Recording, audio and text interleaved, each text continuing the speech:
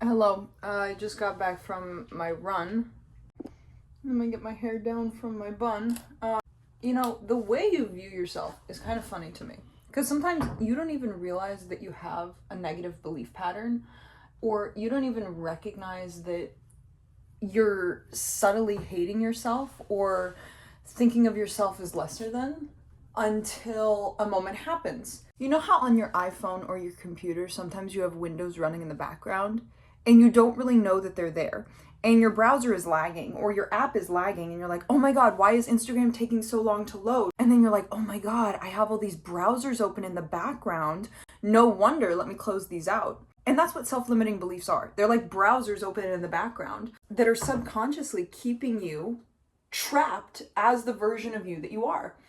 And today, right before I went for my run, I discovered one of those browsers, one of those self-limiting beliefs that I didn't even know was there. So let me explain. I'm feeling a little tired today. I didn't sleep the best last night. It'd be really easy to just only do a mile or skip it altogether. But I told myself, hey Bailey, you have an 8K race in a couple of weeks. It's gonna be my first race I've ever ran. In my training plan, I'm supposed to run 5 miles today, but I was like, no, I think I'm only gonna run one, I'm not gonna do it. And I was kind of psyching myself out of it, saying, maybe I'll just skip it altogether, maybe I'll just go to the gym and do the elliptical instead, maybe I'll just walk. I'm saying all this stuff in my head.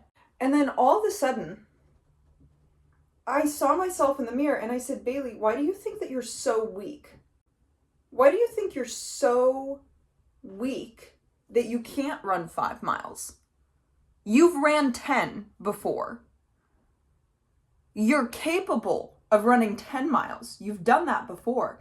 So what makes you think that you can't run 5 today? You're not weak. You're not a weak person.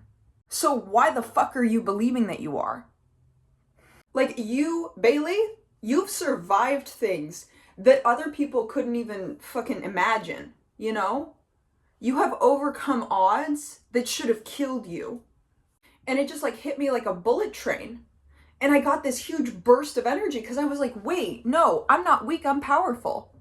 I am not weak, I'm powerful. And I felt invigorated by that thought. And I just kept telling myself over and over and over again, Bailey, you are powerful. Bailey, you are capable of doing this.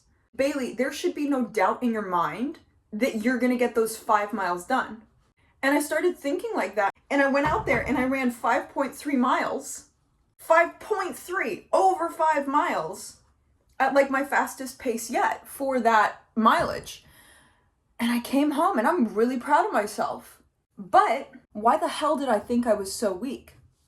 This just goes to show that the way that you think and the way that you view yourself really is what you become. Because this is a thing with cognitive behavioral therapy, and I want to make a whole video on cognitive behavioral therapy because there's so many ideas within that realm of therapy. So with cognitive behavioral therapy, at least the way it's been explained to me, your thoughts become your feelings and your feelings become your actions. So if you want to reroute your actions and the things you do, you need to change your thoughts first. And again, this is a whole other video that I'm in the process of making, but neuroscience says that even just changing your thoughts can change the way your brain routes itself. Changing the way you're thinking, just saying something in your brain, it can actually reroute neural pathways within your head, right? So let's use the cognitive behavioral therapy model on my thought process before this run. I was thinking, I'm weak, I'm worthless, I'm not capable of doing this. And in turn, it translated to this feeling of shaken confidence. It translated to this feeling of low self-confidence, this feeling of fear, low self-belief, which in turn almost turned into the action of not going for that run altogether, of maybe only running 1 mile at a slow pace, maybe going for a walk. But in the moment, instead of listening to that thought in my brain that was saying, you're weak, you're worthless, you're not capable, I literally said to myself, I am powerful, I am capable, I've done this before, I know I can do this. And that, literally just saying that to myself, which translated into the feeling of confidence, which translated into me running 5.3 miles at one of my best paces. The words you let sit in your head create your entire reality, because the way you think and what you tell yourself in your brain is what's going to become your actions. So, okay, I had a few unwanted thoughts of, I'm weak, I can't do this. I also had the power to change those thoughts, because there's a lot of words in our head that sometimes we don't want there. And there's a lot of words in our head that just come up. And that happens. We're human. We have a lot of beliefs in us that are ingrained very deeply, and we have a lot of neural pathways that are already established where thoughts will just happen. But when those unwanted thoughts come up, when that shaken confidence comes up, when that self-destruction and self-hatred comes up, we have it within our power to tell ourselves the opposite. We have the power to change the way our brain works. We have the power to basically reinstall our thoughts, whether you want to believe that or not. Because I know there's a whole bunch of people sitting on the other side of the screen and they're like, you're an idiot, Bailey. You know, my thoughts are my thoughts, and saying some positive words in my own head isn't going to help me. Believe me, I've been there too, where I didn't believe in affirmations at all. I didn't believe in, oh, I just have to tell myself that I'm powerful and it's going to work. I didn't believe it either. But then I started doing it and it started working. So sue me. I don't know. Whether you want to believe it or not, biology does come into play with both of these things. Like I said, it's cognitive behavioral therapy to just tell yourself different things, to replay those affirmations, to tell yourself the opposite of what your brain is telling you. But also, do you know power poses? Like when you stand, like look them up, because I'm not going to do them very well.